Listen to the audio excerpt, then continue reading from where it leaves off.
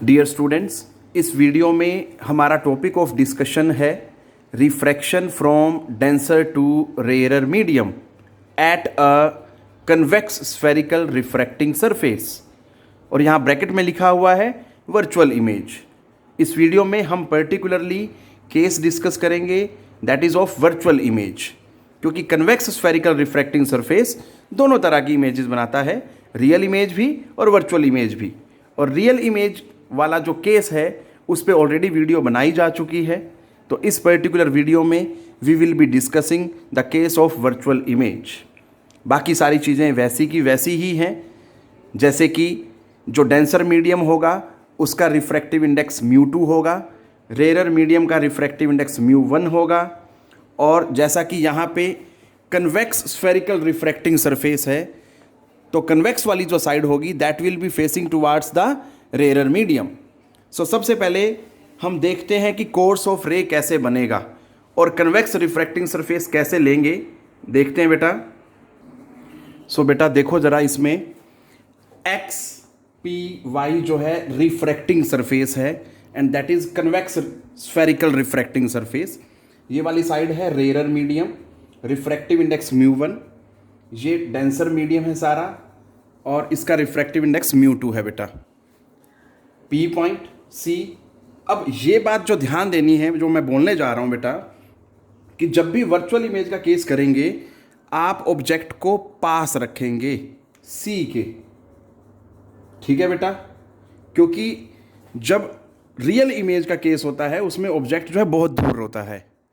हमने क्या करना है, वर्चुअल इमेज का केस करना है, इसमें ऑब्जेक्ट जो होगा that will be closer to C, तो उसको मैंने ओ से लिख दिया बेटा। अब अगर हम आगे बात करें कोर्स ऑफ रे की, तो सबसे पहला जो रे है स्ट्रेट वे ओ पॉइंट से निकल जाएगी without deviation straight way, clear. अब दूसरी रे जो है हम अगर इमेजिन करें that is emitting from O और एक्स पी वाई पे हिट करती है एट पॉइंट ए। लीजिए ये पॉइंट क्या है, ए पॉइंट है बेटा। अब अगर मैं इमेजिन करूं कि यहां पे मीडियम में चेंज नहीं हो रहा है, जो मीडियम यहां है वही मीडियम यहां है, तो क्या होता, ये रे स्ट्रेट वे ऐसे चली जाती। बट रियलिटी में क्या है, there is change in medium. So इसका मतलब जो ये रे है यहाँ से जो ओ से ए के अलोंग आ रही थी, ए पॉइंट के बाद क्या होगी, वो बेंड होगी। उसकी बेंडिंग कैसी होगी, ये मीडियम डेंसर है, ये रेयर है, तो रे जो है डेंसर से रेयर की तरफ आ रही है, it will be bending away from normal. ये बात तो क्लियर हो गई, अवे फ्रॉम नॉर्मल बेंड करेगी। बट उससे पहले हमें क्या करना पड़ेगा, इस रिफ्रैक्टिंग सरफेस पे ए पॉइंट पे नॉर्मल प्लॉट करना पड़ेगा। तो वो नॉर्मल कैसे होगा देखें जरा बेटा। सो बेटा ये हमने सी से होता हुआ ए पॉइंट पे नॉर्मल प्लॉट किया, ये डॉटेड लाइन जो है दैट इज नॉर्मल। अब देखो डेंसर से रेयर पे आ रही है तो क्या होगा, अवे फ्रॉम नॉर्मल। अब फर्स्ट इंस्टेंस में क्या आता है दिमाग में कि डेंसर टू रेयर है, अवे फ्रॉम नॉर्मल, ये रे जो है बेंड कर जाएगी ऐसे, ऐसा ही आएगा ना दिमाग में। But this will be wrong. क्या ध्यान देना है यहाँ पे बेटा, इतनी शार्प बेंडिंग या एक्सटेंट ऑफ बेंडिंग, या मैं सीधा सीधा बोलूँ एक्सटेंट ऑफ रिफ्रैक्शन इतना नहीं होता। ये अजम्पशन है कि जो डिग्री ऑफ बेंडिंग होगा या एक्सटेंट ऑफ बेंडिंग होगा वो एक लिमिटेड है, एक लिमिट तक ही कर सकते हैं हम। इतना जब ऑब्जेक्ट पास रखा हुआ है सी पॉइंट के और आप इतनी शार्प बेंडिंग कर रहे हैं, दैट इज नॉट पॉसिबल।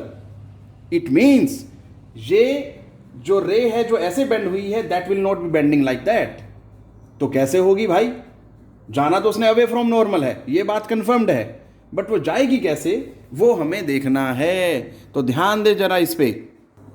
तो बेटा जी पाथ जो होगा रे का that will be like this along A to B after refraction. अब क्वेश्चन हमारे सामने ये है भैया, यहाँ से ये रे तो स्ट्रेट वे निकल गई, यहाँ पे ये रे यहाँ से रिफ्रैक्शन होकर ऐसे गई, बट आफ्टर रिफ्रैक्शन मिल तो नहीं रही है कहीं भी। इमेज कैसे बनाएंगे, तो इमेज पॉइंट ढूंढने के लिए हमें इसको पीछे ट्रेस करना पड़ेगा। सो this is the image point. Clear है बेटा? ये चीज़ आपने ध्यान रखनी है, ये इसको थोड़ा सा स्ट्रेट लाइन रखें आप। तो this is the image point. Clear? अब हमें क्या करना है, एंगल्स बताने हैं कि अल्फ़ा बीटा गामा कौन कौन से एंगल हैं, एंगल ऑफ इंसिडेंस कौन सा है, एंगल ऑफ रिफ्रैक्शन कौन सा है। देखें बेटा ज़रा। तो बेटा सबसे पहले एंगल ऑफ इंसिडेंस की बात करें तो ये इंसिडेंट रे है, ये नॉर्मल है। So this is angle of incidence. Clear? उसके बाद ये नॉर्मल है और ये रिफ्रैक्टेड रे है। So this is angle of refraction. Clear? अब बात करते हैं अल्फा बीटा गामा की। तो ऑब्जेक्ट के लिए हमें पता है अल्फा, इमेज के लिए बीटा और सेंटर ऑफ कर्वेचर के लिए दैट इज गामा। क्लियर बेटा? ये सारे एंगल हमें पता लग गए।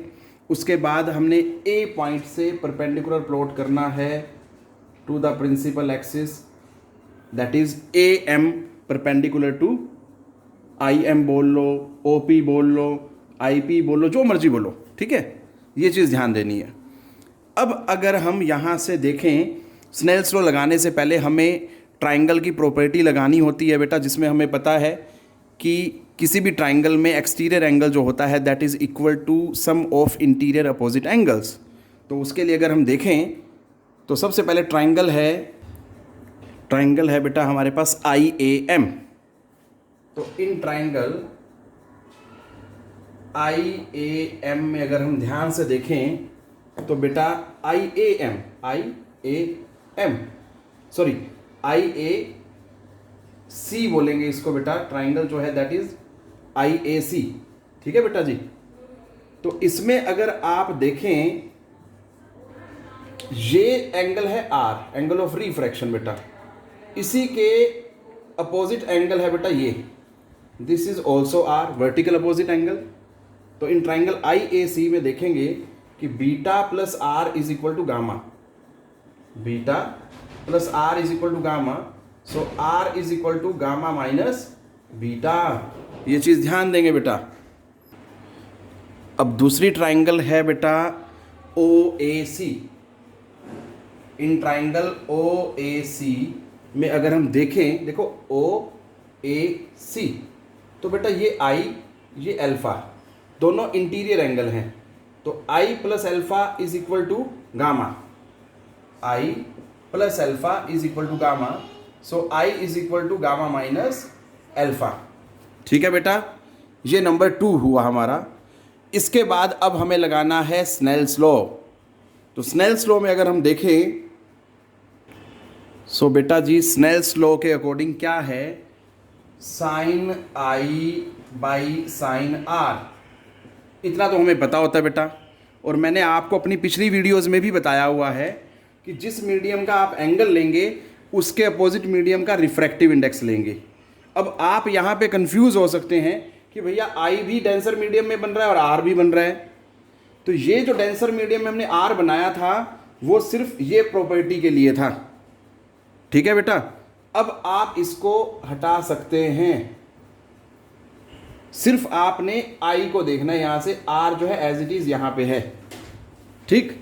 अब साइन आई इस मीडियम का है तो इसके अपोजिट मीडियम का रिफ्रैक्टिव इंडेक्स क्या है, दैट इज μ1। आर इस मीडियम में है, इसके अपोजिट मीडियम का रिफ्रैक्टिव इंडेक्स क्या है, दैट इज μ2। अब हमारी अजम्पशन है कि जो एंगल ऑफ इंसिडेंस और रिफ्रैक्शन है वो बहुत छोटे हैं, और जब बहुत स्मॉल होते हैं उन सिचुएशन में साइन आई आई के बराबर होता है और साइन आर आर के बराबर होता है। So this becomes I by R is equal to μ1 by μ2। अगर मैं यहाँ से क्रॉस मल्टीप्लाई करूँ तो क्या आ जाता है बेटा जी, that is μ2i is equal to μ1r। अब इसमें मैं 1 और 2 को यूज़ करता हूँ। एंगल ऑफ इंसिडेंस और एंगल ऑफ रिफ्रैक्शन की वैल्यूज़ को अगर डाला जाए यहाँ पे तो क्या हो जाता है बेटा, μ2i, आई की वैल्यू है gamma minus alpha is equal to μ1, R की वैल्यू है गामा माइनस बीटा। अब हमें अल्फा, बीटा और गामा की वैल्यूज़ लेनी है, बट ज़रा थोड़ा सा ध्यान से देखें बेटा।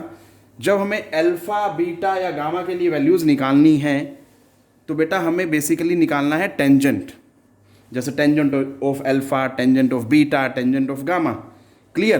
क्योंकि एंगल स्मॉल है और हमें पता है जब एंगल स्मॉल होता है तो साइन हो, कोस हो, वट एवर इट इज़, ठीक है बेटा, वो ख़त्म हो जाते हैं, साइन आई आई हो जाता है। इसी तरह से टेंजेंट अल्फ़ा जो है अल्फ़ा हो जाएगा, तो टेंजेंट बीटा बीटा हो जाएगा, टेंजेंट गामा गामा हो जाएगा। इसीलिए हम क्या कर रहे हैं, गामा की जगह टेंजेंट गामा, अल्फ़ा की जगह टेंजेंट अल्फ़ा, इसी तरह से फिर यहाँ पे टेंजेंट गामा और यहाँ पे फिर टेंजेंट बीटा। क्लियर? तो उनकी वैल्यूज़ रखते हैं और देखते हैं बेटा क्या आता है। तो देखते हैं बेटा μ2 इंटू गामा माइनस अल्फ़ा, ठीक है बेटा। अब गामा है हमारे पास, ये रहा AM/MC, AM/MC minus alpha, alpha के लिए क्या है AM/MO, लो जी, दैट इज इक्वल टू μ1, फिर गामा माइनस बीटा, गामा के लिए AM माइनस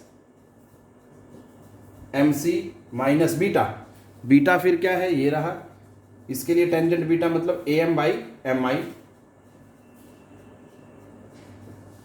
लो जी, ठीक है बेटा।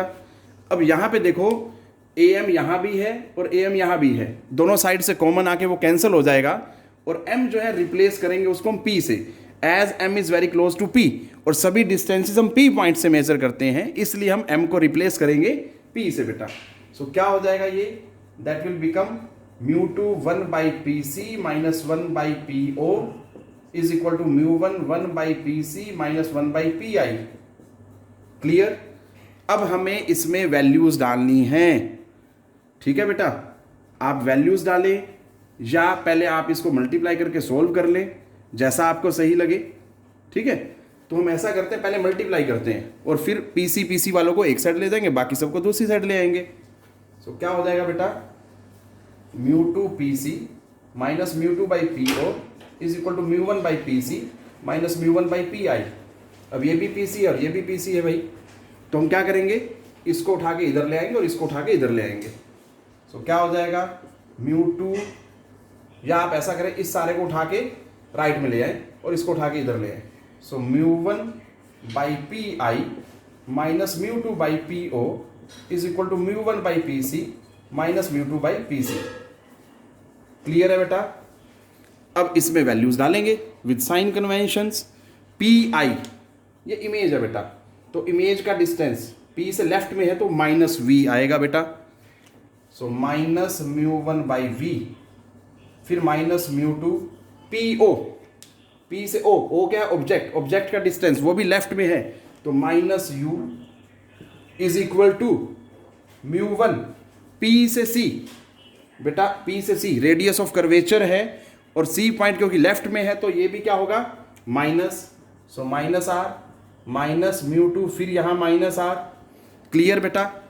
अब हम सभी को फर्दर सॉल्व अगर करें तो ये माइनस माइनस प्लस हो जाएगा, ये भी माइनस माइनस प्लस हो जाएगा बेटा, ठीक है। और फिर टर्म्स को अरेंज करते हैं, देखते हैं क्या आता है।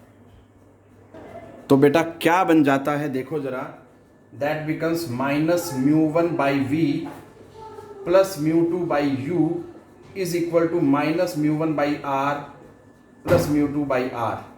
अब आपने करना क्या है यहाँ पे, ठीक है बेटा, हमें यहाँ से लेफ्ट साइड से माइनस को कॉमन लेना है और राइट साइड में भेज देना है बेटा, ठीक है। या मैं सीधा ऐसे बोलूँ कि दोनों तरफ माइनस से मल्टीप्लाई करना है, ठीक है, तब भी बात वही है। तो अगर ऐसा करते हैं तो क्या हो जाएगा बेटा, minus μ2/U plus μ1/V is equal to μ2/R, ये माइनस हो जाएगा, और प्लस μ1/R, ठीक है जी। अब क्योंकि ये प्लस है तो इस टर्म को मैं पहले लिख सकता हूँ, इसको बाद में लिख सकता हूँ, और ये टर्म जो है अरेंज हो जाएगी, क्या बन जाएगा, minus μ2/U plus μ1/V is equal to μ1 minus μ2 में R। So this is the final result और वी कैन से एक्सप्रेशन जो हमें मिला जब हमने रिफ्रैक्शन को स्टडी किया from denser to rare medium through a convex spherical refracting surface.